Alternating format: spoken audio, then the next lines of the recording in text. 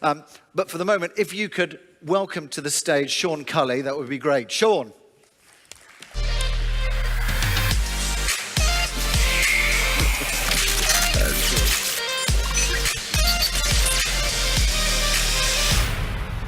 Good-looking chap. Hello. Really nice to be back here in Prague once again for the P3 Momentum Conference. This is the third time I've been here. And the first time I came, I talked a bit about disruptive technologies and the impact disruptive technologies were having on the sort of end-to-end supply chain.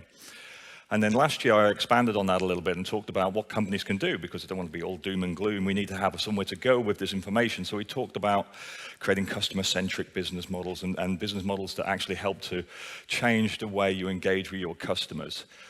Now, I realized when I look back at both of those videos, which P3 always put online, that both of the times I talked about this book that was coming out, which is called Transition Point. It's now finally been finished. But what I'd like to do today is I'd like to take you through some of the research that I've done over the last 6 years while working on this. Because when I originally started talking about disruptive technologies, really what I came to realize very quickly was that's a how. Not even a how, really, it's a what. It's a what's happening to us.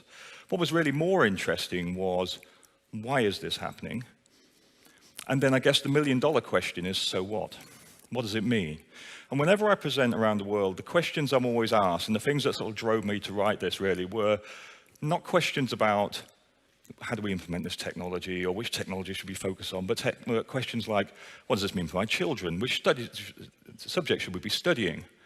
What's going to happen when jobs are replaced? These really big macro questions. So I'd like to explore some of that over the next hour and a quarter, if that's okay with you guys.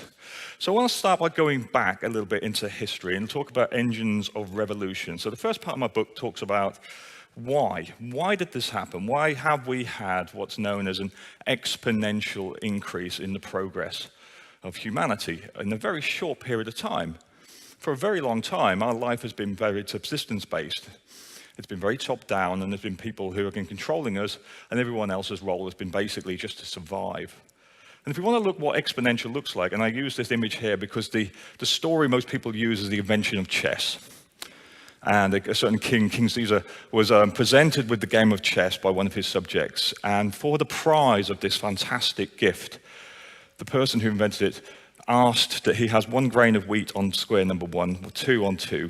And the king thought that this was a very small reward for such a wondrous gift. Until he realized by the time you get into the second half of the chessboard, you've got piles of wheat that are taller than Mount Everest. And that's the nature of the exponential. It's very, very slow, very deceptive, and then suddenly it's very disruptive. And if you want to know what exponential looks like in the real world scenario, let's look at these 2 graphs. So going back quite some time, let's look at the amount of wealth we generated, but also how many of us actually physically existed. And as you can see, not much changed for a very long time. And then it did. And it didn't just change a little bit, but it changed exponentially. Now we're in a situation where we're more worried about eating too much rather than not having enough to eat. But the really interesting thing here is it still depends greatly on the choices we make as a society, and specifically the choices our leaders make and our politicians and those that run our countries. So even now, if we look at somewhere like Venezuela, which has the largest oil deposits in the world, the leader is telling them to breed rabbits for food because these people are starving. So it comes down to the choices that society makes. And this was one of the really big lessons. And of course, the thing that caused the exponential, the thing that caused that sudden uptake in both our population, but also our wealth and our health and our longevity and all of the things that we would use as a KPI of success as a species, was the Industrial Revolution. But the question really for me was, well, why did that happen? Why did it happen in this small, windy island out in the middle of the Atlantic and not in the Ottoman Empire? The supply chain hub, effectively, of the world around that time. Why not China? China was far more culturally advanced. China had invented methods of printing, gunpowder, paper, centuries beforehand. Why didn't that industrialize? And the reality is, it came down to the leadership, and the mindset. And this is a really important question for businesses as well as for countries, which is you can decide whether or not your company is going to succeed or fail in the same way that leaders of countries decide whether or not they're going to succeed or fail. So the Ottoman Empire was afraid of the new ideas, so it banned the printing press for centuries, until very recently. China felt that everything that could be known had been known, and every piece of knowledge in the world was contained within its own borders. So it stopped exploring. It burnt its own ships. It was all about repeating what it already knew, not searching for new ideas. Now, over in Britain, we knew that there was a big world out there because they kept coming out of the sea mist, invading our shores and killing our people. So we knew there were people out there, and we knew there were things to be explored. But I think this is a quite interesting quote here, Joseph Stalin's quote, ideas are more dangerous than guns. We do not let them have guns, so why should we let them have ideas? Now, this seems like a historical quote from the past, but as we're going to explore, this is something that's becoming more and more true once again, and it's a little bit worrying. Because individual freedom, the concept of the individual and individual freedom and individual pursuit of your own destiny is actually, when you look at the lifespan of humanity, a really, really new idea. And it still doesn't exist everywhere in the world.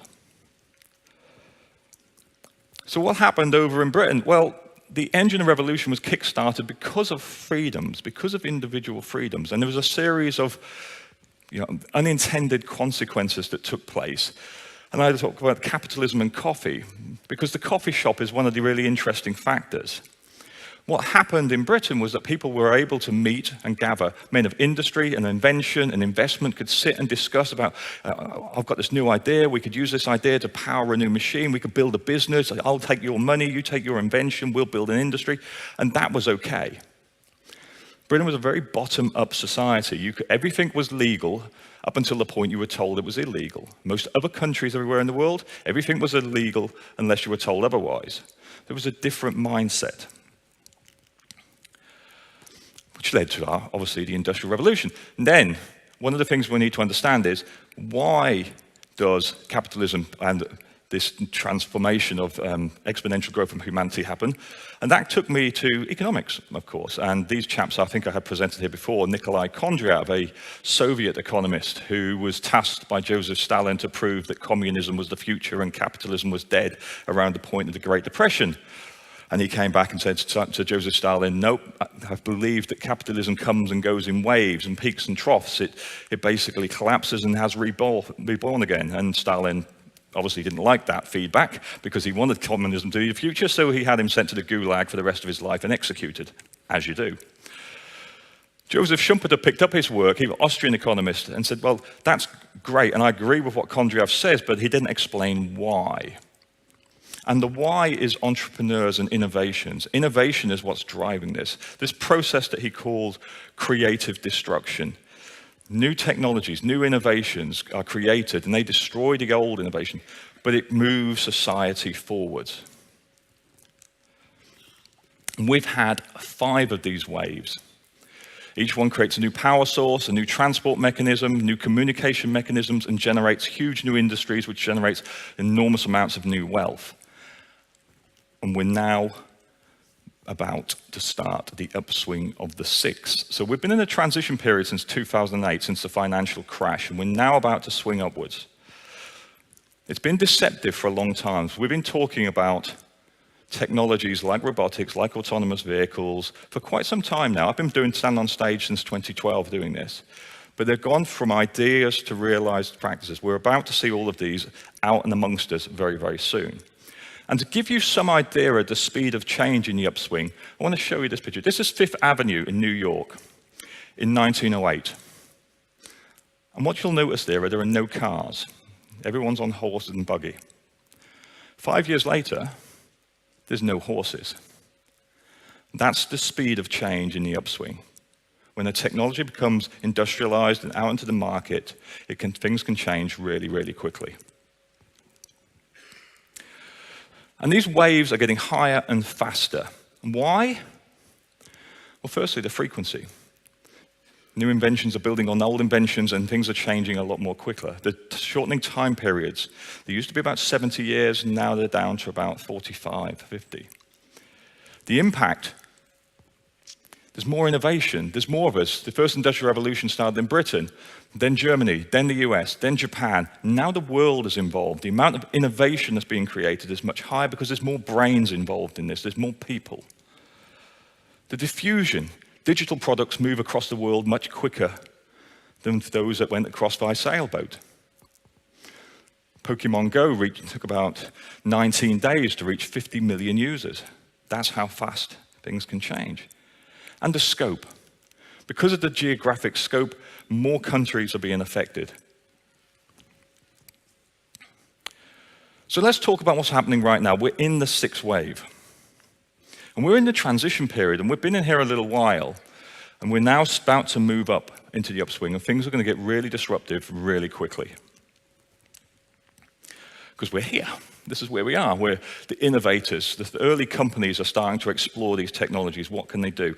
And one of the things that I've found quite interesting is that, for example, blockchain. I've been at events this year where blockchain's been discussed theoretically now for a few years, but now what I'm actually seeing is real use cases, people actually using it, consultancies actually setting up with real skill sets in this. It's getting to the point where it's at that tipping point where it's about to explode. And what's happening is some of the laws about what we believed were possible are being crossed. So the first one I'd like to talk to you about is Moravec's paradox. So Moravec is basically came up with the concept. He said, look, what we've found out over 35 years of development in AI is that things that are incredibly difficult for humans to do are actually remarkably easy for artificial intelligence to do. The things that are actually incredibly easy for humans to do, such as spatial awareness, picking up objects, moving them around, are incredibly difficult.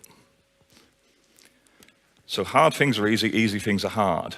And if you go back 3 years to 2015, and you were to have a look at DARPA, the defense organization out in the US, they have a competition every year to explore the most advanced robotics to see if they can do a series of tasks. And if we have a look at that, as we're about to now, you'd agree with that statement. We are so far off machines being able to do the simple things that we can do from an infant.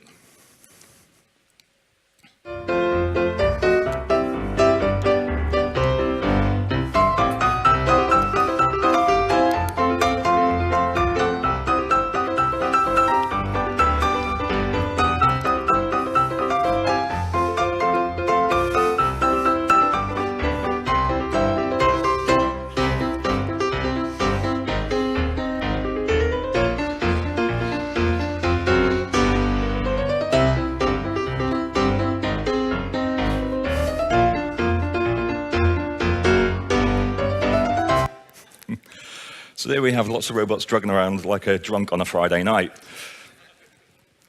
Now fast forward 3 years, and that picture changes.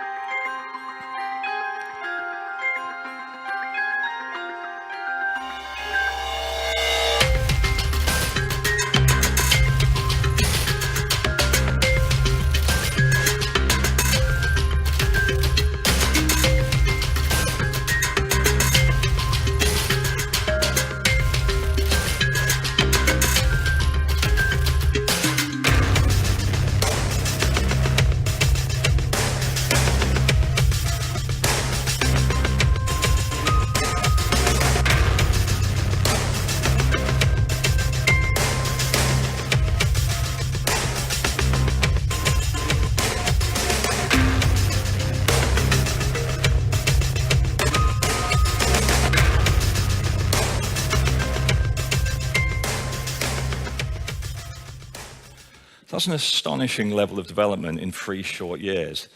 And in fact, we've now found out that they can even dance as well.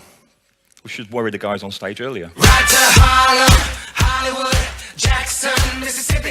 If we show up, we're gonna show out. Smoother than a fresh drop skipping. I'm too hot, hot damn. Call the police and the fireman. I'm too hot, hot damn. Make a dragon wanna retire, man. I'm too hot, hot damn. Just say my name, you know who I am. I'm too hot, hot damn. And my man bow down, money break it down. Girls hit you, hallelujah. Girls hit you, hallelujah. Girls hit you, hallelujah. Cause Uptown Funk gon' give it to you. Cause Uptown Funk gon' give it to you. Cause Uptown Funk gon' give it to you. Saturday night and we in the spot. Don't believe me, just watch. Come on.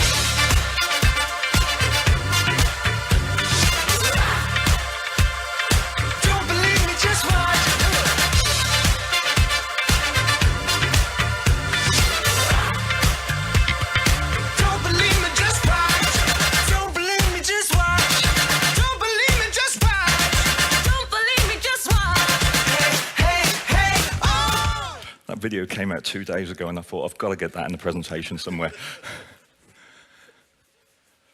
The other thing, the Turing test is another good example. So the concept of being unable to tell whether or not you're actually talking to a machine or you're talking to a human. It's always been one of the sort of tests that we've held ourselves to know. We'll know when machines are actually intelligent enough, as when Alan Turing said, they don't have to become human, they just have to fool us. And for a long time, this has been held up there at the test. Now, back in May this year, Google did the annual conference, and some of you may have seen this, but I think we've got to the point with the Turing test. Let's say That's you now want to been call crossed. a restaurant, but maybe it's a small restaurant which is not easily available to book online. The call actually goes a bit differently than expected. So take a listen.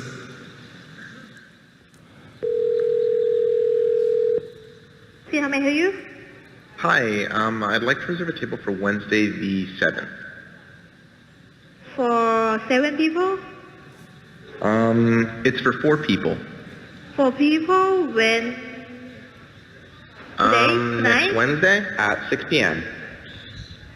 Oh, actually we reserve for like upper like 5 people. For 4 people you can come. How long is the wait usually to be seated? For when, tomorrow or weekday or? For next Wednesday, the 7th.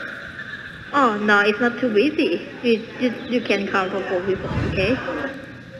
Oh, I gotcha. Thanks. Bye bye.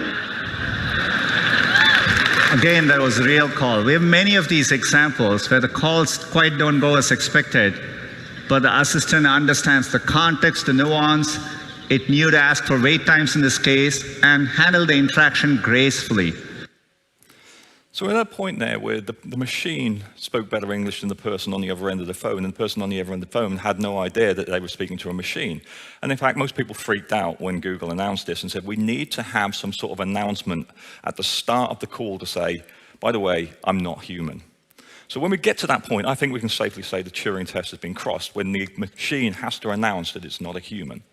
But that shows the speed at which we're moving along now. Now, these are obviously proofs of concept, but as we've seen, things go from proof of concepts into reality really, really quickly.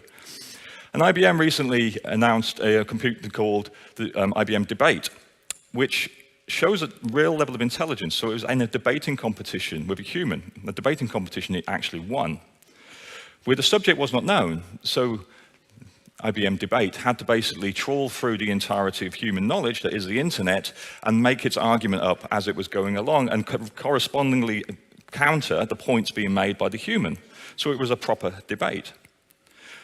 Again, as I said earlier, it wasn't the human that won that debate. The audience agreed that the computer came up with a better argument. Now that's a serious level of intelligence, because to be able to do that on the fly, to actually look and be able to counteract a discussion and an argument that you're having with a human, not just read from lines of code, is a significant advancement.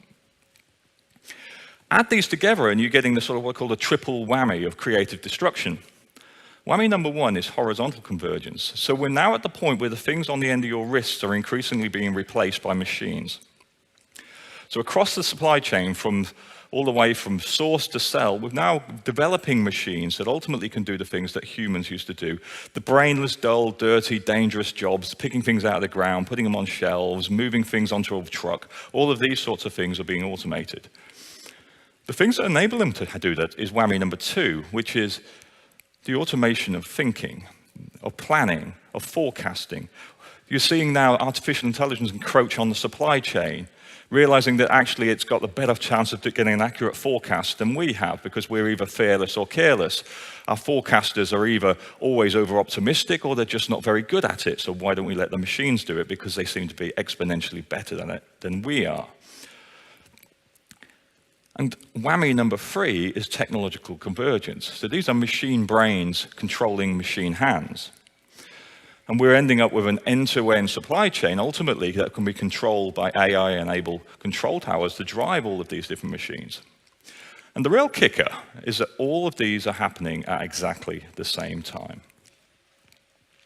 So we end up with, if we look at our supply chain, just from whammy number 1, we go across from source, make, deliver, and sell, we've got everything from agricultural robots that can now pick fruit off the trees, identify strawberries that are hiding behind leaves, and do all the little things that we thought we needed mass amounts of low-cost labor to do, to work in these fields, to do these back-breaking jobs that I used to do when I was growing up. From autonomous ships that Rolls-Royce wants to see the entire ocean-going fleet to be autonomous by 2035, through autonomous ports. In manufacturing, we've got factories now that are becoming increasingly automated, collaborative robots, 3D printing things like jet engines.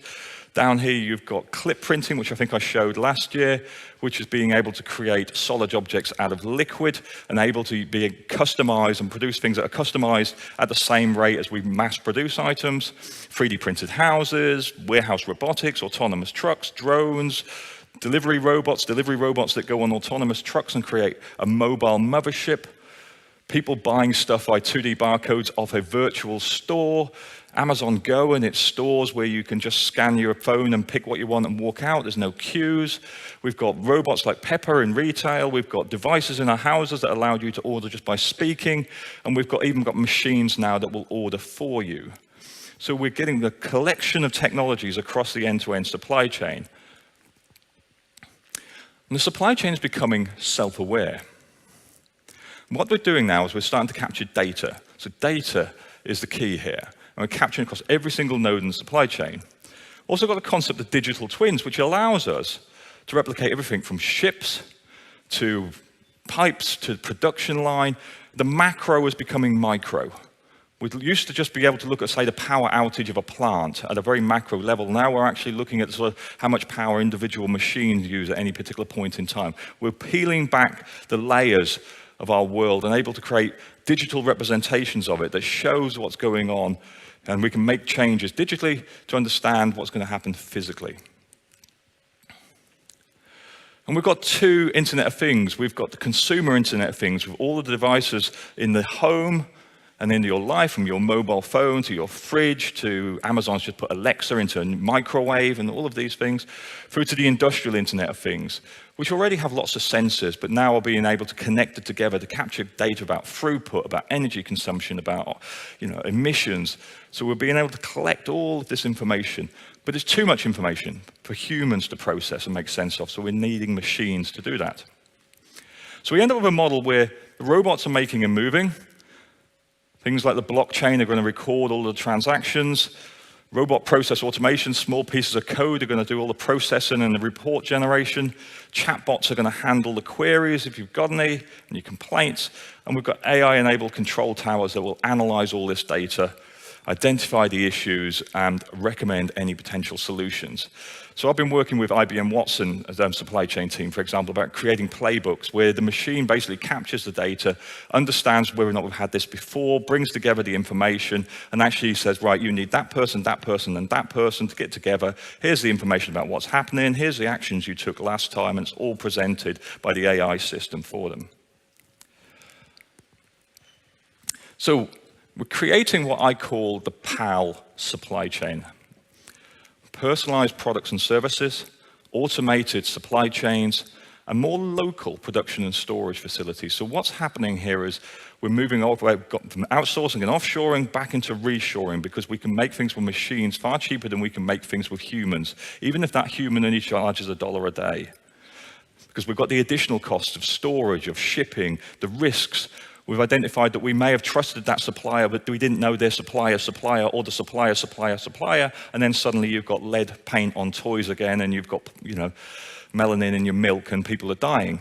This supply chain brings risk when it's offshore and outsourced. Now we can bring it back in, localize it. So what does this mean? Let's go on to the so what questions. So let's start with business. What does it mean for businesses? Well, the trouble is most people are still trained and developed in the industrial age, in the fifth wave. So the ways of thinking are still very much about efficiencies. They're still very much about how to lean your supply chain. So we've got this fifth wave thinking. There's constant businesses having this pressure to demonstrate short-term results.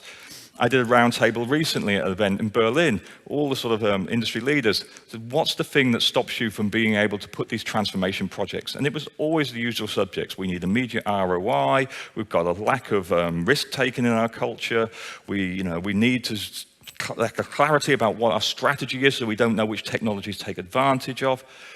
And there was someone from Amazon in the room. And I said, well, what are you doing here? Why are you sat at this table? You shouldn't be here. And I said, what's your challenge for you?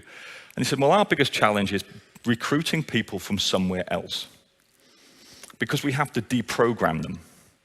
They come here and they're afraid to take risks. They don't believe they're free to try things. We have to basically take them through a deprogramming stage so they realize they can be entrepreneurial, they can be risk-taking, because they don't believe it. They've been taught not to. They've been taught to basically focus on short-term results, which what does that do? It creates there's a constant knee-jerk reaction to cut costs in the business, which means people are never focusing on long-term goals, always focusing on short-term results, which means people aren't really these T-shaped people we're always talking about, but very I-shaped people. They're focused on individual security, not team value, which means they don't collaborate, don't integrate, don't trust each other. Everything takes longer and costs more. People get frustrated, and there's more pressure to get more returns, and so the doom loop continues.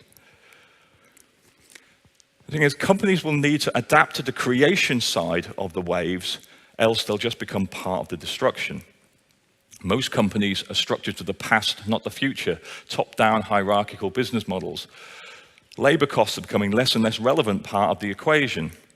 Your existing assets, which may have been a strength in the past, may now be a weakness when you're facing digital competition. Because technology is continually undermining the advantages of scale. I remember listening to Jack Ma talk to one of the senior Walmart people, and he said, we will win and you will lose. He said, because for you to reach another 50,000 customers, you have to set up new warehouses, new distribution centers, new supply chain networks. For me, 2 servers. That was the difference. He's facing a digital company versus a traditional company. Your business model is reaching its sell-by date quicker than ever. By the time you think you might need to change, it's probably too late. Because the consumer is now in the control, not the company. Throughout the industrial age, the company has been in control. We decide what we make, we decide how we market it, we decide where we sell it. And it's up to the consumer to do what we say. So it's a bit like the media industry, where they used to tell you what was on television and when it was on, and you used to watch that, because that was the only choice you had. So when I was growing up and when I went to start work, people would say, did you see the film last night? And we would go, yeah, it was great, wasn't it? Because they knew what film you were talking about, because that was the only film that was on at 9 p.m. last evening. Or did you watch the match? And people would say yes or no, because they knew what football match you were talking about. Now, if you went into work and said, did you see the film last night? They'd be, what film? I can watch pretty much every film that's ever been made. Which one are you on about? Are you insane? 20 years ago, they would have known exactly what you were talking about. So now we're in a Netflix world. Now it's we decide what we watch, when we watch it, on what device we watch it. So we end up with people who everyone's watched Game of Thrones, but virtually no one watched it when it first came out. And most people watched it on different devices. May have watched it on your iPad, may have watched it on your laptop, may have watched it on your big screen at home. Everyone seems to have watched it, but most people didn't watch it at the same time or on the same devices. The consumer is in control. And we have a new supply chain normal, and companies like Amazon are driving it from 1 hour delivery, to being able to track the order until it arrives, to being able to, use devices like Amazon Echoes and Amazon Shows to speak about what you want and to get it. And it's driving a change in the supply chain. So for the fifth wave, you went where the retailer wanted you to go. So you gave up your weekends usually to go to stand in a queue to buy some stuff to take it home and unpack it. Now, the consumer says, well, I might want it delivered to the boot of my car, or I might want it delivered to a smart locker, or I might want you to put it inside my house for me. All of those things are now possible. So the supply chain has now become exponentially more complicated. So rather than just big deliveries to a retailer, we now got small deliveries to wherever the consumer wants it. And companies like Amazon are not playing fair. They're not behaving like they're supposed to be. Yes, we know you're a retailer, but you're just an online retailer, not a physical retailer, but behave like a retailer. They're not behaving like a retailer. They're behaving like an innovator. They're behaving like the guy Joseph Schumpeter used to call the new men or new women. Last year, Amazon spent more money on R&D than any other company in the world. How much money? 23 billion. We haven't really seen yet what they did with that 23 billion. It's probably going to be hitting us over the next couple of years. What we're seeing at the moment is what they built a couple of years ago. 23 billion. That's a lot of R&D. Because your margin is his mission. In 1998, Jeff Bezos set out by selling books. Why books? Did he want to be a bookseller? No, he didn't care for books. As I'm finding out as an author, I was about to sell my book through Amazon. He doesn't even care for authors that much, to be fair. What he wanted to know is, I'm ahead of the curve here. I know that the future is going to be e-commerce. What can I do to test my model while technology catches up? Books are something that are standard size, standard weight, and they can use the existing infrastructure, the postal service. So it was a way to test his e-commerce model. Now he sells whatever the hell he wants, and you can buy pretty much everything off there. His mission is the everything store, that you buy everything from Amazon. Everyone's Prime member, everyone buys everything from Amazon, and he's going quite a way to achieving that. He also looks pretty jacked nowadays as well, doesn't he? He looks like he's hitting the gym. Amazon competitors therefore have a choice. The choice is innovate, or, as we saw this week, die. Sears, which was the biggest retailer in the US, the original everything store filed for bankruptcy this week, Chapter 11 bankruptcy. So let's have a look at what Ocado are doing.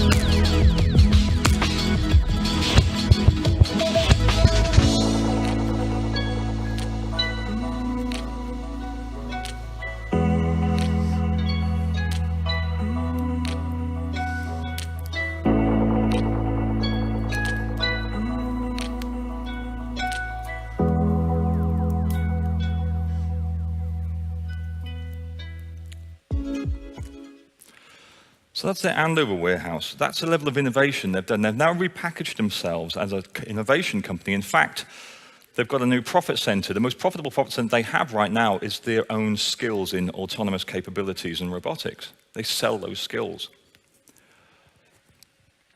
But you have to remember that technology is only a how. It's not a why. And this is the problem most companies have. And a lot of people ring me up and say, Sean, come talk to us about robotics, talk about us about, drones or whatever. And I said, why? And most of the time, they don't have an answer. They just believe that everyone else is doing it. And that takes me back to 25 years to when I started with SAP, where people would say, we need to implement SAP. And you'd go, why? And they go, yeah, because everyone else is doing it. or Y2K or something like that, some reason as to why we needed to do this. And that's one of the reasons why those SAP implementations, we had these big failures, happened because there was no strategic alignment. And what companies actually need to realize is they need a Copernican business revolution. So like we used to believe that the Earth was at the center of the universe and the stars and the sun and everything circled us, we now know that's not true. We know that the sun is in the center of the universe. We now also need to have a revolution where we realize the customer is in the center and the way they want to engage with us could change, the channels could change. So one of the problems a lot of manufacturers have is they always had a customer relationship, be that with Tesco's or Carrefour or Walmart. And because companies come along that just circumvent the customer and go straight to the consumer, like the Dollar Shave Club, which I took you through last year, and speak directly to the consumer. And then they capture huge amounts of information about the people who actually make the emotional buying decision, what they actually want, that the other guys who are only talking to the customers simply don't get. Now, what's happening on the science and technology? What's the sixth wave bringing us? Well, obviously, I've talked about robotics and artificial intelligence and all the things disrupting the supply chain, but what else? Well, one of the big things here that is on an exponential curve of its own is genetics. So if we look at that blue line there, you can see this is the cost to sequence a genome, which has gone from 100 million down to $1,000.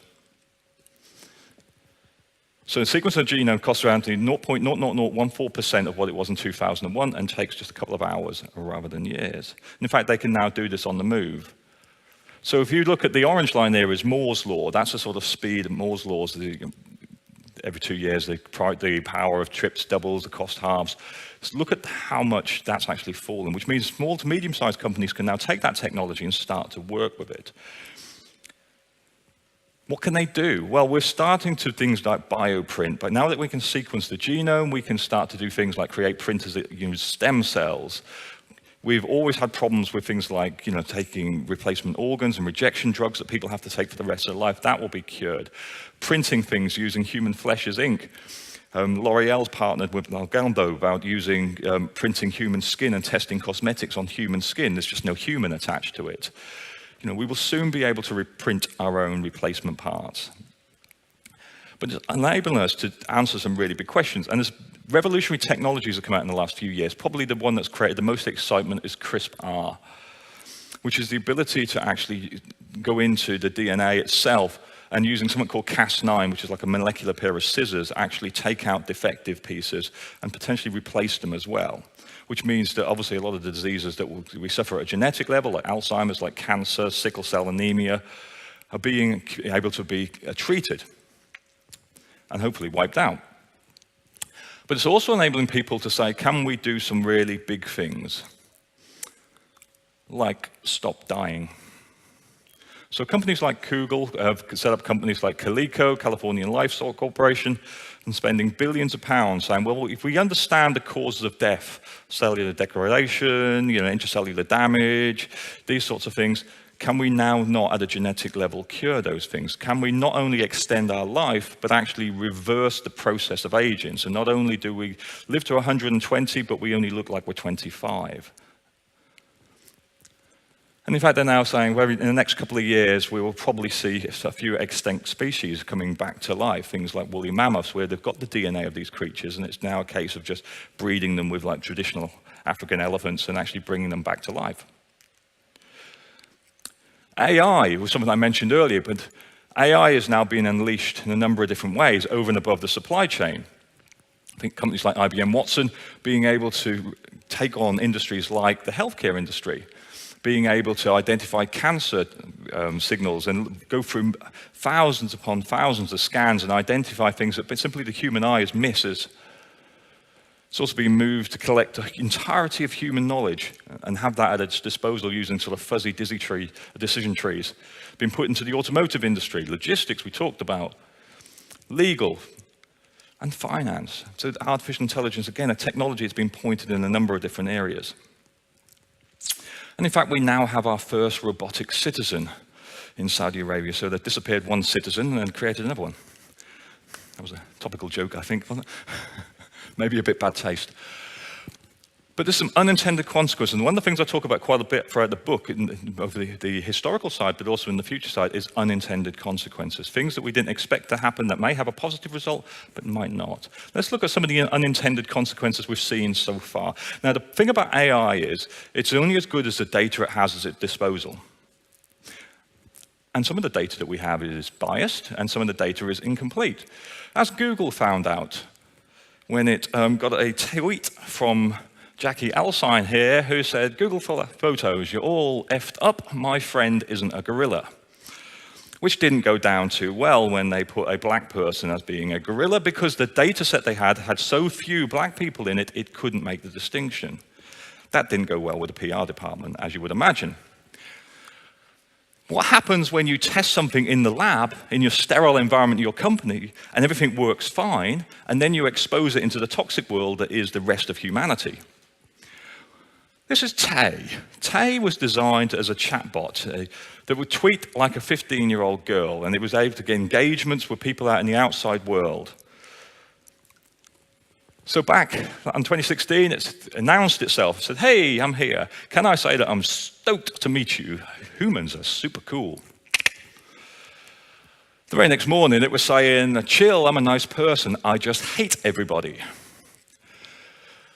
A couple of hours later, it was going on about feminists. And then 3 minutes after that, it was going full anti-Semitic. So Jerry here tweeted that Tay went from humans are super cool to full Nazi in less than 24 hours, and I'm not at all concerned about the future of AI.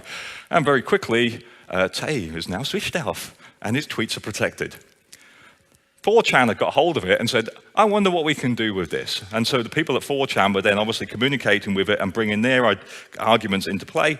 And very quickly they realized that a nice, safe, sterile environment that was the Microsoft labs didn't really replicate the real world. Chinese had a similar experience, only because it's China, it wasn't the outside world influencing, it was just the AI doing things that the AI wasn't programmed. So it had a couple of chatbots. One called Baby Q there. An internet user says, "Long live the Communist Party." And Baby Q replies, "Do you think such a corrupt and incapable politics can last a long time?" Probably not what Xi Jinping expected. And then the Financial Times reported that in response to the question, "Do you love the Communist Party?" Baby Q simply said, "Nope." And the other one here, Xiaoping, told users, "My China dream is to go to America." So very quickly, it was shut down and put behind barbed wire. Very quickly. Yes, vanished, I think is the word. Unintended consequences number 3 is, do we understand what it comes up with? Do we understand its strategies developed? So, back in '97, Garry Kasparov was beaten by Big Blue, the chess-playing computer. And at the time, they said, New York Times had a headline that said, maybe 100 years before a computer can beat humans at Go, because chess is a rule-based game, but Go, 3,000 years of experience playing Go, there's infinite number of possibilities. It will be a full century before we reach that point. No, it wasn't a century, it was 20 years. And then Lee Sedol here was beaten 4-1. Now, interestingly, the version of the computer called AlphaGo Master, as it was called, that beat Lee Sedol, was then beaten itself a year later, quite comprehensively, by something called AlphaGo Zero. The zero stands for zero human intervention. What that means is they taught it the rules of Go and then let it go. Previously, they'd watched it, let it play loads and loads of Go games till it figured out all the different strategies. So the machine that beat AlphaGo Master was taught based on all the human strategies. AlphaGo Zero took 42 days to figure out how to play Go properly.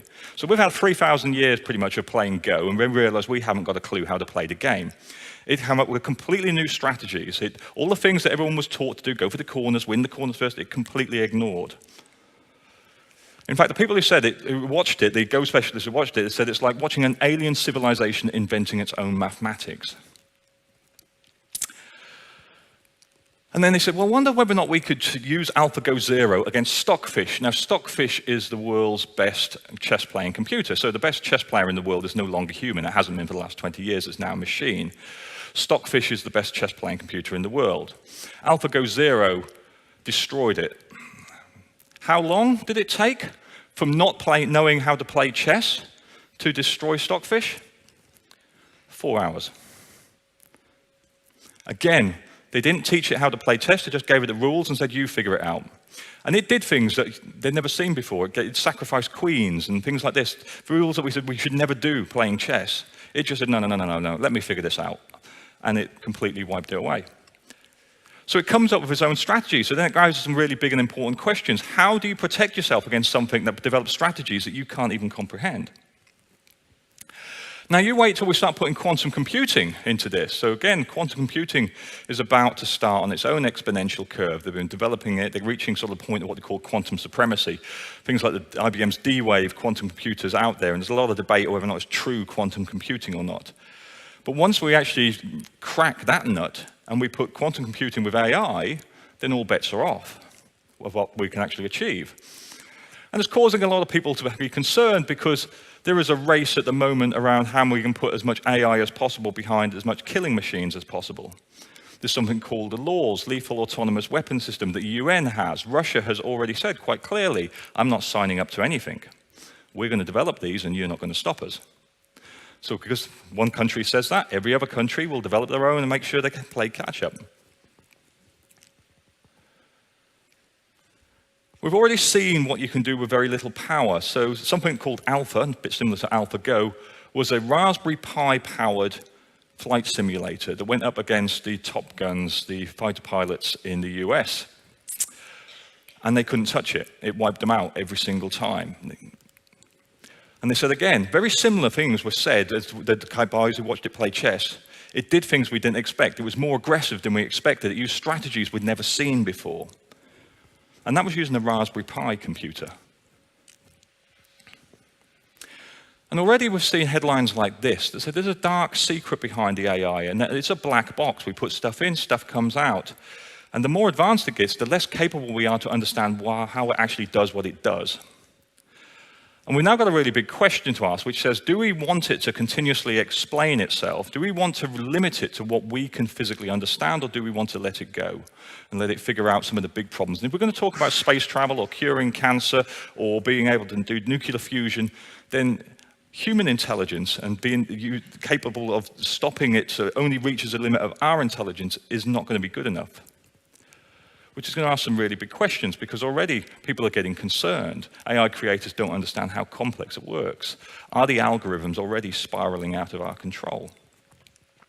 And one of the interesting ones here, Google's new AI it created, they found that it was better at creating AI than humans. So why not let the AI create more AI? And we're on this exponential curve ourselves of AI. So back in 2015, we reached the sort of intellectual capability of a small rodent, so I wasn't particularly threatened at that point. Around about this year, they think they're getting sort of chimp-level intelligence. By next year, the crew of a reality TV show should be matched.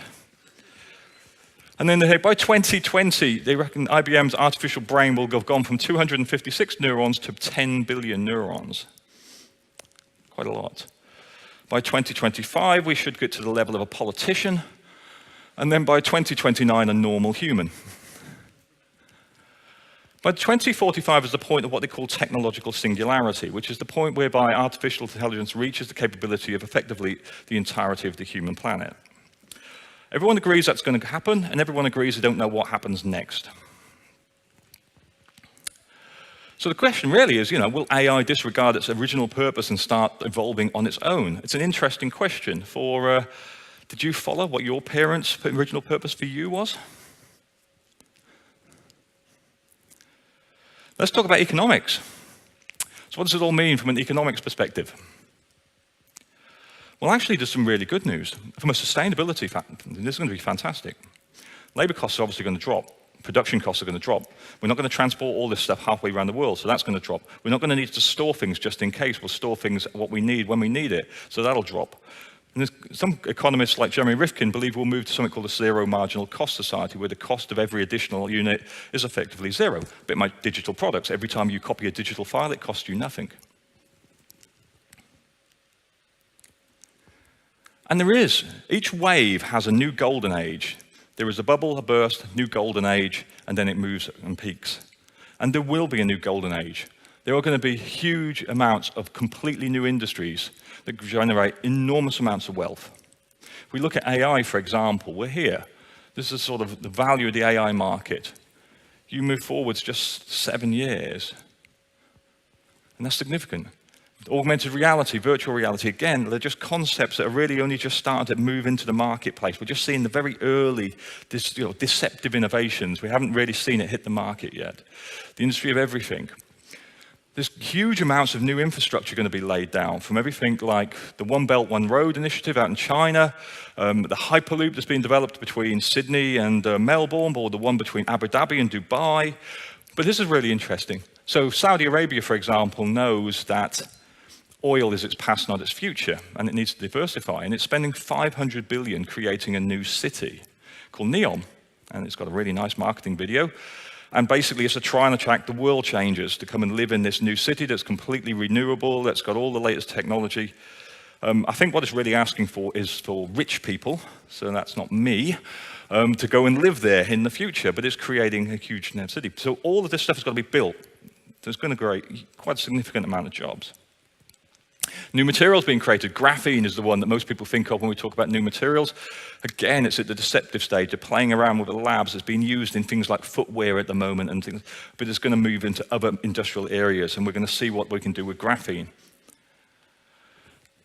One of the really interesting things is there's new ways to make money. What has happened is we've not only democratized education through the internet, but we've also democratized innovation. So there's a whole host of ways that people can make money. So one of the really interesting things, who here played Flappy Bird? Anyone? Yeah, a few hands. Flappy Bird was invented by a chap out in a Vietnamese village. Took him 3 days to do. He was earning $50,000 a day from it until the stress got too much and he shut the game down. But someone in a village in Vietnam was earning $50,000 a day from 3 days worth of effort. Ninja plays Fortnite. You know, I can't quite do the dance, but he's making $350,000 from Twitch descriptions. Chapo here is the top Patreon subscriber. He's making $107,000 a month from Patreon subscriptions. And PewDiePie, who videos himself playing computer games, has made 61 million so far. So there's a whole host of ways that people can take money. And none of those people were told they could do it. They just did it. They just did it. So we've democratized innovation, democratized entrepreneurship. Anyone can do anything. It really comes down to the mindset. And this is one of the biggest lessons I've learned over the years, is that your mindset is going to make the difference. And of course, the old doesn't just disappear because the new arrives. So we can 3D print houses. Fantastic.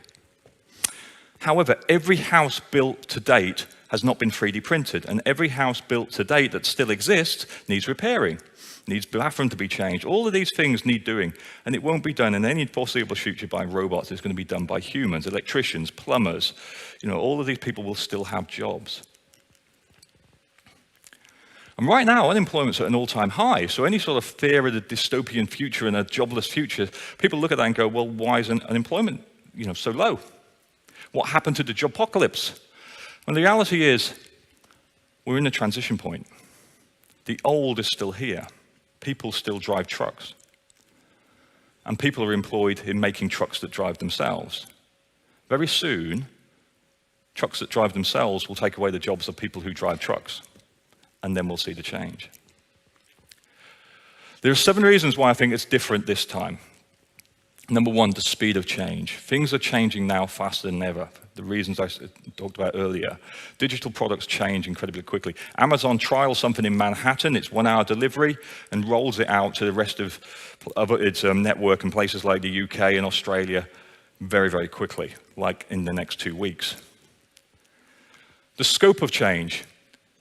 The one thing here is in the previous waves, it's impacted industries. It's impacted the automotive industry, or it's impacted, certain key industries were impacted. Now we're talking about all industries, all at once, all geographies, at all regions. Number 3 is a level of skills. There's always been a place for someone who's only got the things on the end of the wrist and the sweat on their brow to go and earn a living. That's not likely to be true moving forward. because those very simple basic jobs will be done by machines.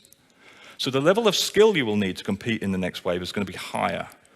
Previously, it's always been lower.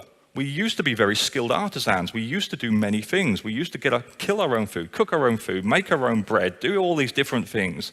Then we went down to being single-use people. We did one job. Now, machines are doing those jobs. So now we need more skills. So we're now talking about the skills of the future being machine learning specialists, citizen data scientists, higher levels of capability. And here's one of the biggest issues. We're not in a human v human world moving forwards.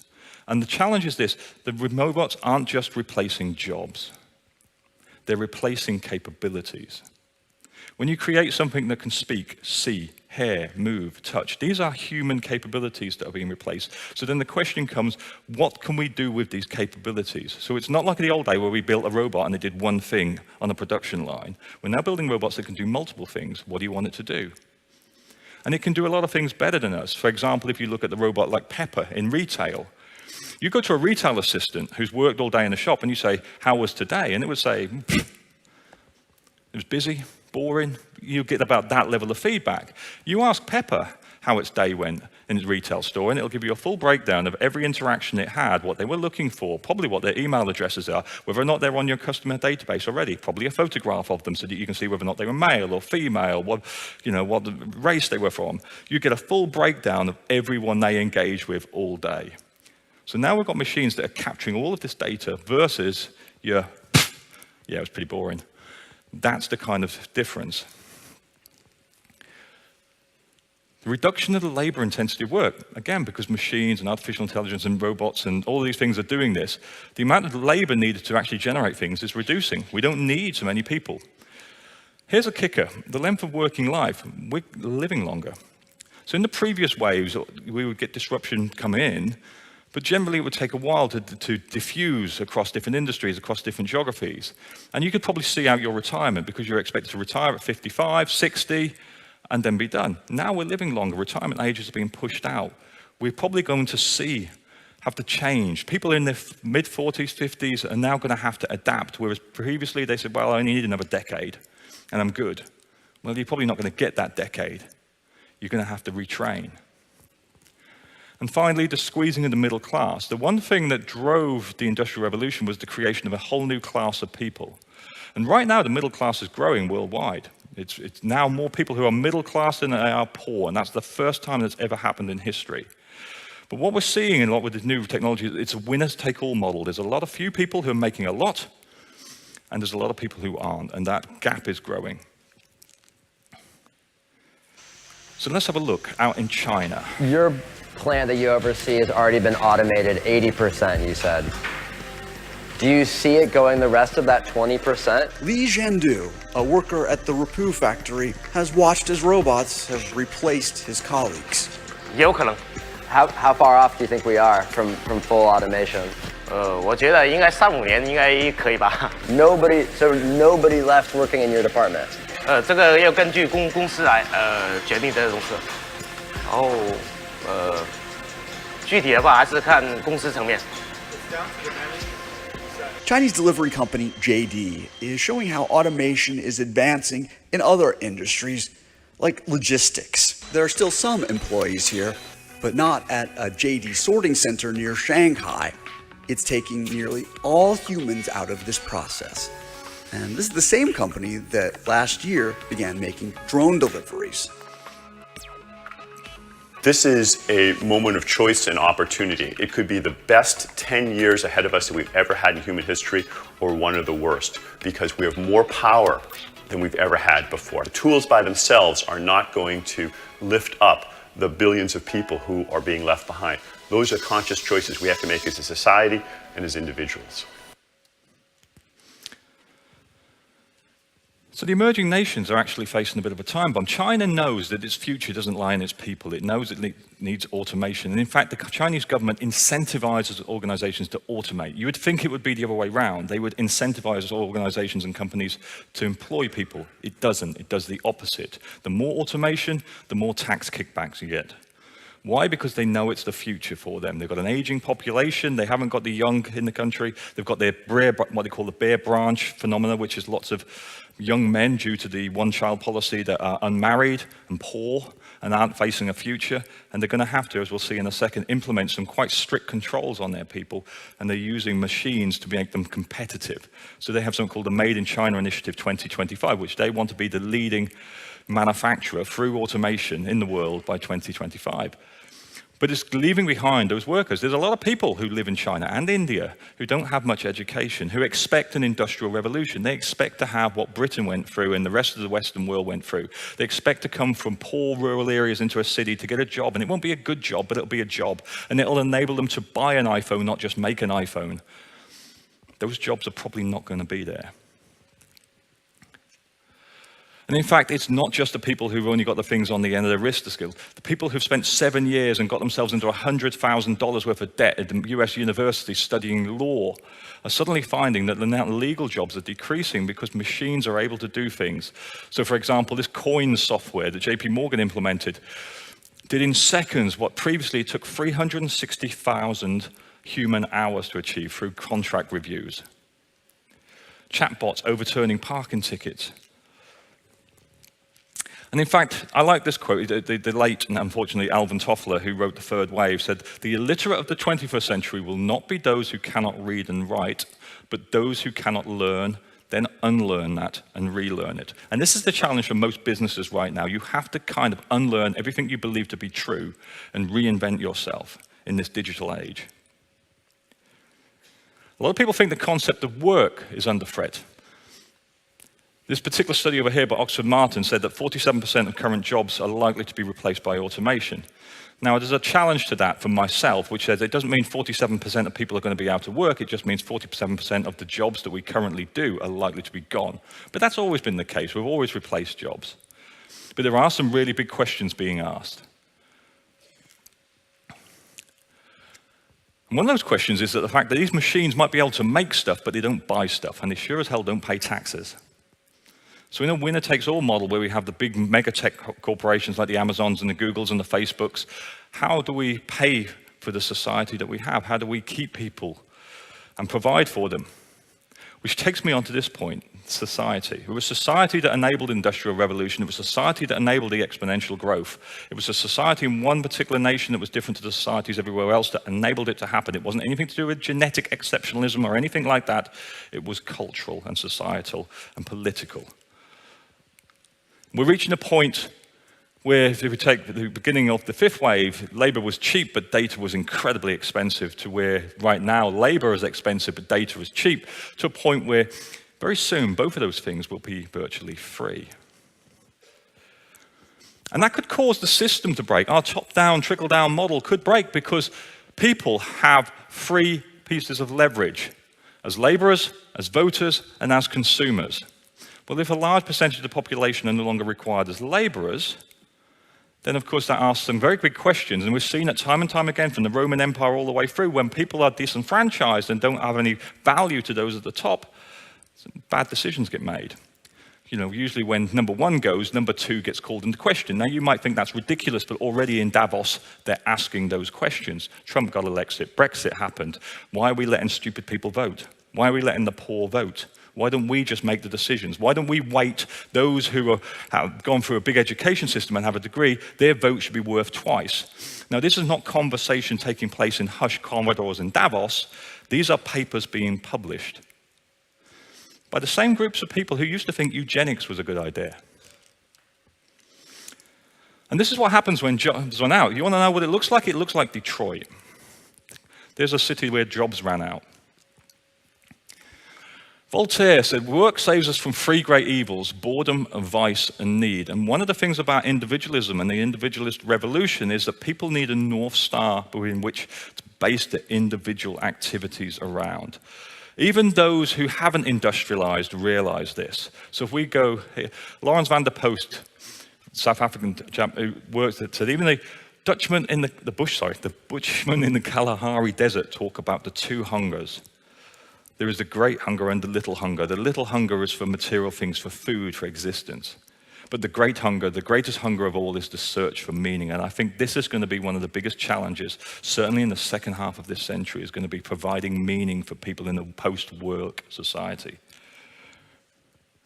How do we control the masses is one of the questions the elites always need to understand. Bread and circuses was the answer in the Roman Republic. What's bread looking like right now in the 21st century? It's been talked about universal basic income, so providing people with a citizen's income just for being a citizen. And the circuses, of course, are the worlds where people are already starting to spend a lot of their time. At the moment, there's a two-dimensional barrier between you and it. There is a screen and a keyboard between the virtual world where most younger children spend nearly all their time. I've got 2 teenage boys. I know exactly how much time they spend, and it's too much.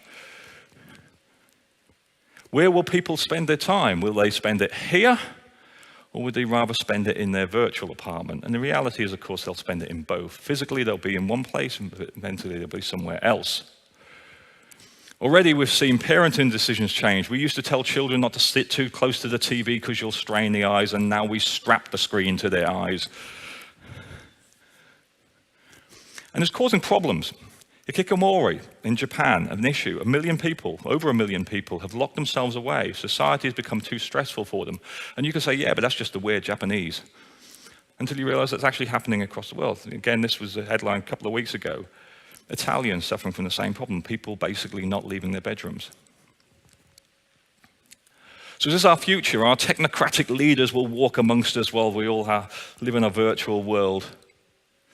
One of the big challenges, and we've never faced this before, is the death of privacy, where every conversation is recorded and comes back to haunt us.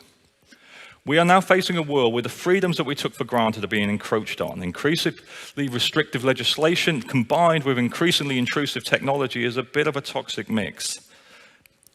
And people are getting concerned. People are losing their jobs left, right, and center because of a mistimed tweet or a statement that they made. And we're seeing this increasingly. Their jobs are being ruined because of what they did when they were 17.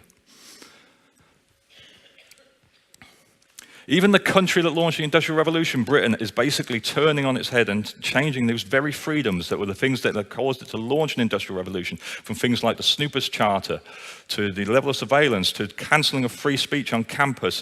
And in fact, they're arresting 9 people a day for hate speech. What's hate speech? Hate speech seems to be speech I don't like. Very worrying.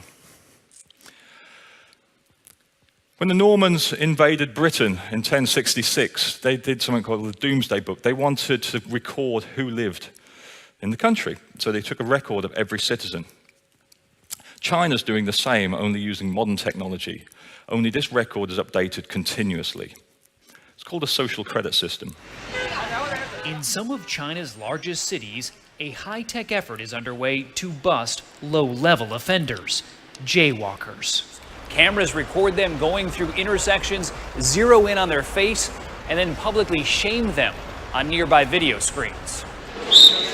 It's all part of the Chinese government's new social credit system, where people's daily behavior is monitored and rated.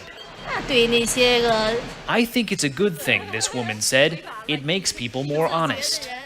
But this social credit rating goes far beyond a traditional credit score, which is based on your finances. China's version factors in everything from jaywalking to smoking on trains to buying too many video games. If your score gets too low, you can be banned from buying plane tickets, renting a house, or getting a loan. Nearly 15 million people have already been prevented from traveling. Journalist Leo Hu is one of them. He recently tried to book a flight but was told he couldn't because he was on the list of untrustworthy people. I can't buy property. My child can't go to private school, he says. You feel like you're being controlled by the list all the time. It can recognize more than 4,000 vehicles. Chinese technology firms such as SenseTime are helping the government effort by developing advanced cameras that use artificial intelligence to track just about everything. This knows every person, every bike, every car, every bus that goes through the frame. You can tell whether it is an adult, a child, a male or female. Police in Beijing have been wearing these glasses that can recognize faces linked to the government's national database to help boost arrests. How advanced is this technology? This is cutting edge. Wu Fei is CEO of a company that makes the glasses. He claims he doesn't know how the government intends to use his technology. I have no idea. Really? Yes. Do you trust the government the way they're using your technology? Sorry, I can't answer this. You can't answer that. This is the outside our scope of questions. The fear, of course, is that the government may use this social credit scoring system to punish people that it deems not sufficiently loyal to the Communist Party. And trying to clear your name or fight your score is nearly impossible because there is no real due process. Jeff? So China implementing some Black Mirror technology there, but don't be fooled. China is only more honest about its intentions. So is this the last generation that's truly free? Julian Assange made this statement 2 days ago and said he believes that this is the very last generation that will be truly free because moving forwards, everything you do will be captured, monitored, ranked, and assessed. You know, 1984, Orwell's book was supposed to be a warning, not an instruction manual. And I think as technology is moving beyond people and politics, politics is struggling to keep up with the state of technology. So what should we do? Should we break the machines again? Should we become neo-Luddites and go out there and start smashing things up? And a lot of people think maybe the only chance we can keep up with the machines is to merge with them. And there's actually quite a significant amount of work being done with this. This was Facebook's presentation last year where they were talking about the brain-computer interface technology that actually thinks you can type emails from the brain. So what's happened? What's next? I'll move quickly on because I'm going to be pulled off the stage very soon. Two pivotal questions for the second half of the 21st century, I think, will be what is reality and what is human? Is this the last century for Homo sapiens? Well, you know, let's go back to the horses. At the beginning of the 20th century, horses were told that this new thing was coming along called the automobile. And it was going to do away with all of the dull, dirty, and dangerous jobs that they did. In fact, the future for horses was fantastic. And the reality is, it is fantastic for those horses, but not for those caught in the transition, because for those caught in the transition, most of them went to the glue factory and the meat packer. I'm not assuming for 1 second that Solent Green is our future, but I'm just at the point. You can't stop technology. Any organization, from the Ottoman Empire to the Chinese, anyone who tried to failed. We therefore need to ensure that technology works for us and not the other way around. We need it to entertain us, to educate us, and to explore and become entrepreneurial, not to enslave us. The coming decades will be truly amazing. Problems will be solved, diseases will be cured, biology will be enhanced, machines will become intelligent, and poverty will be alleviated. But it's up to us to ensure that we create a society that enables us to be amazed. Thank you very much.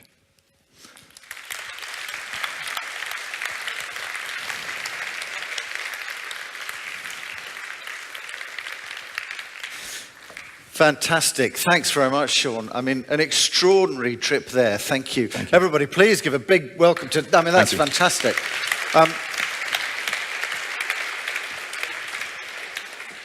We've got a huge number of questions. I've been trying to keep track on them as best I can.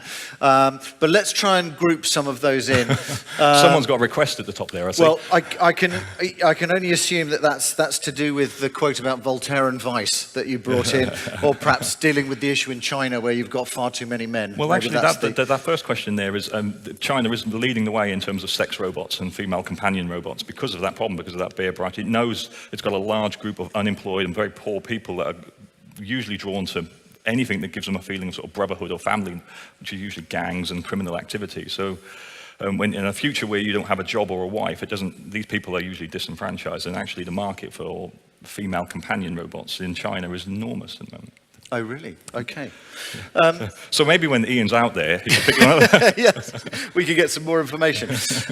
So there's some interesting things here. And again, looking to that kind of future side of it, what's going to be the most valuable human skills, qualities in the future, if almost everything can be already replaced by machines at that stage? I mean, there is the short-term skills and there's the long-term skills. I think, you know, the short-term skills are the things that you've probably heard talked about, and citizen data scientists, machine learning specialists, Python programmers, all these things are quite demand. There's always going to be a skill for people who understand things like, you know, consumer trends and strategy and that sort of thing. So data can tell us so much, but being able to think about the strategy for a business is still going to be very much a human activity. Moving forwards, though, I think I talk a bit about the book about your mindset. Think about what we've got now throughout human history. The ability to get educated, to get knowledge has been limited to only a very select few in society. And now we provide that for anything. People in Vietnam can, learn how to program and create games that make them $50,000 a day. That's breathtaking. So your mindset, whether or not you believe that there's nothing you can do in society, just a passenger in society, versus, you are, as we saw when the Enlightenment happened, you are the master of your own destiny, will dictate really what you can do, because, the future will be amazing, but it's up to you to do amazing things with it. Yes. Okay, let's pick up some more. That's an interesting point, which is who's keeping track of all these logarithms, and how do we know that they're for the greater good? That wasn't clear from... We don't, is the answer. There's algorithms that are being built for certain purposes that are very narrow, what they call narrow AI, be it forecasting or things that power Alexa and those sorts of things. One of the worries is that the capability to produce these is being, again, democratized. So I'm more worried about rogue agents individually sitting in their bedrooms doing things than I think about nation states. So we move from nuclear weapons where, you need large amounts of money, large amounts of infrastructure, they generate huge amounts of energy, and you could track that to things that can be built on a computer and released into the wild. And I think how do we control that? It's going to be a big question. Okay, good. And yes, obviously what you've noticed there is that if you like a question, it will move further up on the screen and then will appear here. So if there are things that you want to see particularly answered, once we've dealt with those, then I'll also have a look on my phone, just if there's anything at the bottom that I haven't missed that I think we should try and pick up, just so that we can get everybody's questions all answered. Interesting. You just mentioned there about the democratization in a way, and that we're moving away from countries. When we look at continents, do you see that being impacted more? There's an interesting leap in terms of what's been happening in Africa, for example. What's your view on that? Well, I think there are a number of different challenges in each of the continents. The West is in trouble right now, and we're in trouble because of the short-termness of our structures. So if you take China, for example, so Xi Jinping just made himself president for life. So everything he's planning, everything they're laying down has a 30, 40, 50-year plan. We work on 4-year election cycles, where the first 2 years are usually spent unpicking what the previous party put in place, and then 2 years of setting things in. So we're very, the politics of the West is all about very short-term focus, and the mindset of a lot of business people is short-term focused. In places like the East, they're focusing, much longer term, and therefore they're creating, more sustainable businesses. So the companies in the West, like Amazon, that think years out rather than quarterly mindsets, are winning, quite comprehensively winning. That requires the ability to basically forego returns in the short term in order to win in the long term. And that's kind of where the East and Dubai and Saudi Arabia, countries like that, are doing it. Africa's obviously got an issue. It's got the biggest group of people, certainly the largest young people population, where the rest of the world is aging. Asia's aging, Europe's aging. We're getting more people, that are old than they are young, which is, again, first time ever. And then what we've obviously got is big migration towards those centres as well, which the West has, so far has opened its arms to because it wants to labour. Moving forwards, I think, there's going to be some big challenges. The West, and specifically around things like privacy. As you saw there with the China thing, it's talking about controlling every aspect of your life, monitoring every aspect of your life. And there was a lot of Chinese people who went, that's fine. I'm happy with that. I will give up liberty for security. I'm cool with that. We don't think like that in the West. We've had some pretty bad experiences for states taking control of our lives and controlling the Stasi and people like that, monitoring our activities. But now we've got devices that, we welcome into our own homes, Amazon Echoes and these devices that are always listening. No, that's one thing that I was also interested by when you were looking at the social part of it, and that's picked up here in this question in a way. You mentioned there that there wouldn't be the ability for people to be able to come into cities, get these jobs and move, which has been the case for the last 100, 200 years almost. So let's pick that up. And how will this affect the distribution of wealth and power? Is that going to be in the hands of an increasingly smaller individuals, or? Yeah, I think that if you look at each of the waves that have gone through, one of the interesting things that I found really interesting in my research was, we're talking at the moment about universal basic income, and about giving every citizen a salary every month for just being a citizen.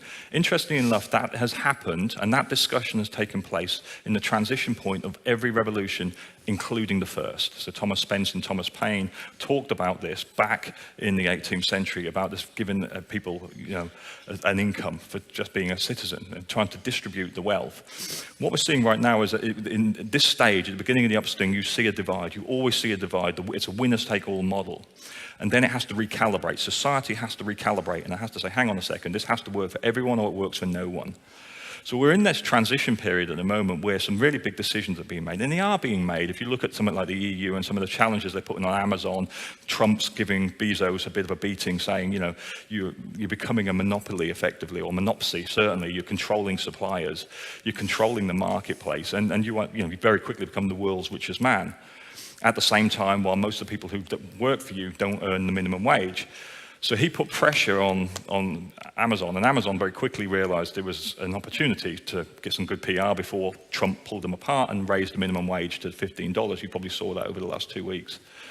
So society has to put pressure on this to stop it from happening. It has to recalibrate. Every wave has had a process of recalibration, whether or not it was getting children out of factories and labor laws all the way through to what's happening right now. If it doesn't recalibrate, then society could go out of kilter. We'll have people with unlimited amounts of money and wealth and the capability to augment themselves via technology, which is one of the second phases of what I talk about in my book. And that creates potentially not only two classes, but two species. Okay, that's good. I'm just going to pick this one up because it's come in on a very similar topic. Do you think the less fortunate billions of people will benefit from this wave? Absolutely. I think that you have to take the macro view. We are now, under less than 10% of the world's population is in extreme poverty now. This is the first time that's ever happened. It used to be not 90%. We will reach a point where, machines will work for us and will provide food, and the cost of everything will drop. There's a bigger middle class now than there is a working class. At a macro level, you have to look back. At a macro level, humanity will be better off than it was previously. People will not be dying from starvation in the same way. They won't be dying from diseases. The child mortality rate will plummet, which is what allowed our population to grow. So at a macro level, it will definitely there will be benefits. But at the micro level, that sense of meaning and worth and what is life all about, we've got to keep away from nihilism. This service, without work and without a career, without belief in country or church or all these things that used to center our activities, there is going to be a big question about, what's it all about, Alfie? Okay, good. We've obviously got a lot of CE real estate brokers in the house, which is good. Let's pick that up. So, will robots ever sufficiently develop dubious morals to enable them to take on the role of a CE real estate broker? We won't necessarily pick up that part of it. But just in terms of, you mentioned a little bit there about morality, yeah. How is that impacting? And it is one of the reasons why AI is better at winning games, whether that's battle games, whether that's those, because it's not thinking in the same way about morals or about its own death. I don't think computers will have a concept of hate or love or morals in that sort of way. Maybe sometime in the future, but certainly not in the foreseeable future. The biggest risk, I think, is unintended consequences. It's humanity using it for nefarious means or developing something that's simply outside of our control, the ability to control. I think they're the biggest threats, really. It's not a case of a machine going full Terminator and deciding it. It might decide that the biggest threat to the planet is us.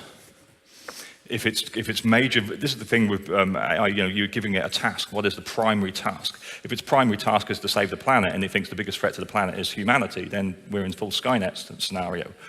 We have to be clever about the way we build these to make sure there's checks and balances on that. And I think some of the bigger companies are already talking about this. There's something called MIRI, Machine Intelligence Research Institute, that's constantly pleading with the AI developers to slow down. Let us build, let's build some safeguards into this.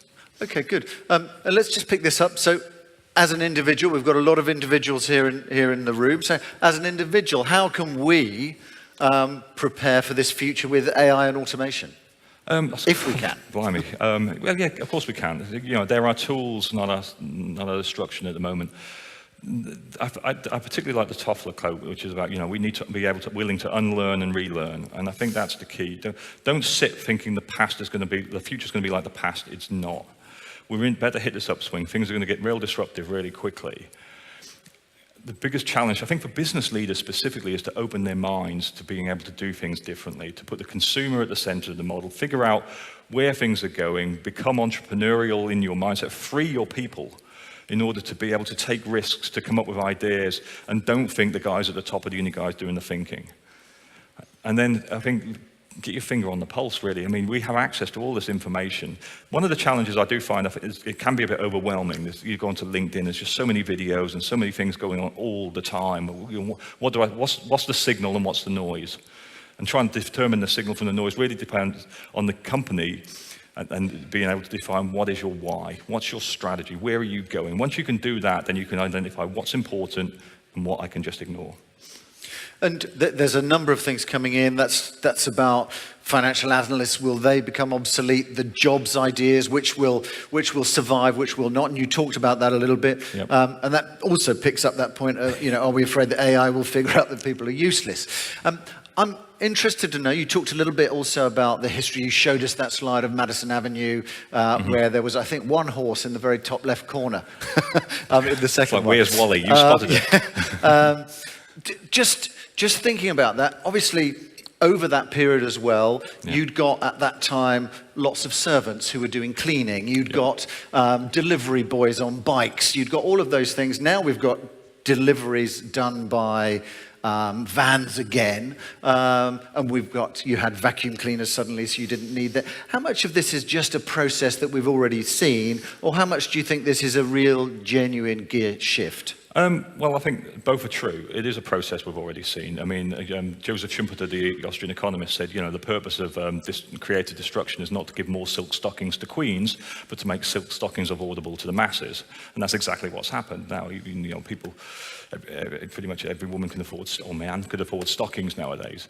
So it's about producing things at a mass level that makes it affordable for the masses, not just make cheap. The person who could afford candles, millions of candles, is not interested in electricity. Electricity benefits the poor more than it benefits the rich.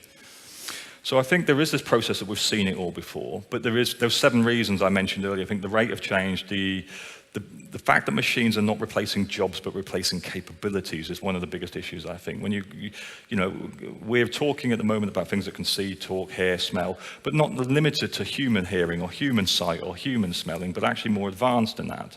So when they have the same capabilities as us but greater, then it calls into question all the things that we used to use humans for. We won't need to moving forwards. And I think that's the difference, really, which is the skill level is going to be higher. The volume of skills for people who have very limited education or capability to do anything really advanced. There will be lots of jobs. The jobs will be higher skilled. There will be lots of jobs that exist now that make it through to the next wave, like repairing your bathroom, the electricians, all that sort of thing. And in fact, while I was writing the book, I had someone replace my bathroom, and I looked at all the things that he was doing. And I said to him, which of all the things that you're doing, from ripping up the floorboards to changing the piping to putting the new shower in, could you see a machine do? And his answer to me was, I can't imagine a machine could do any of this that I'm doing right now, because every bathroom's different, every design's different. I had to cut about 400 tiles, blah, blah, blah.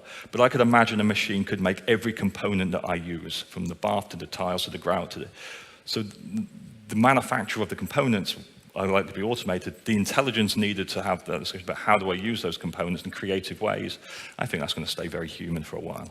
Okay, good. We've got a task ahead, which is we've now got 1 minute, 20 seconds to try and deal as many as we can in a quick fire manner. Disruptive change is happening fast. Interesting one about sustainability there, given the news that came out recently that the timescales have changed a lot. Is that something people should be focusing on? Will this AI help that or hinder it? It'll help. Okay. It'll help. Very much so. I think the future is looking very positive from a planet. We have to, there's a whole scenario that says if the rest of the world behaved like the Americans behaved in terms of their consumption practices, we'd need 5 Earths. The amount of plastic in the ocean, the amount of degradation that we've done to the physical planet because of our industrialization process has been devastating. Hopefully what this technology will enable us to do is to not only not do that in the future, but actually to help us to repair some of the damage that we've caused to the planet. And let's just deal with these last ones, which are, do you think there'll be a pushback against these innovators at some point? Also, when will we start to see these things becoming more public for all of us, whether that's autonomous cars, those kinds of things? And interestingly, will AI be centralized in one entity? Yeah, well, I'll go from very quickly. Yes, but the process of recalibration needs to take place. We see it already, like I said earlier, Trump talking about Bezos, putting pressure on him, said we're going to break you apart, a bit like we did, with Standard Oil, back in the early 20th century, and sort of broke that apart to make it sort of more fair competition. There has to be a sharing of the wealth, so the tax rules have to change. If we're going to have less income tax for labor, then actually we have to tax companies in different ways. We have to get rid of these offshore tax havens. We have to get rid of, companies like Apple paying 0.05% corporation tax. When the one-man band company pays 20%, we have to level the playing field. That's absolutely essential in order for, to pay for society moving forwards, to make sure that everyone benefits. Last one we'll just do is, because Andy's obviously very keen to get that one answered. It was hacked. It was hacked, apparently. Where's Andy? Yeah, they're done for. Okay. Yeah. Excellent. Very good. I give them 12 months. Thanks very much, Sean. I mean, really great introduction, I think. Opened up a lot of thought. We've got some fantastic speakers coming. Next will be Alex Hislop of DHL. It's going to be a really interesting, and we can pick up on some of the themes you've just brought up there. Yep. Now we're going to have a coffee break. That's going to be 20 minutes. We'll try and keep on track over the rest of the day. Enjoy the coffee, and we'll welcome you back in 20 minutes with Alex. Thanks very much, everybody. Thank you. Thank you. Thank you.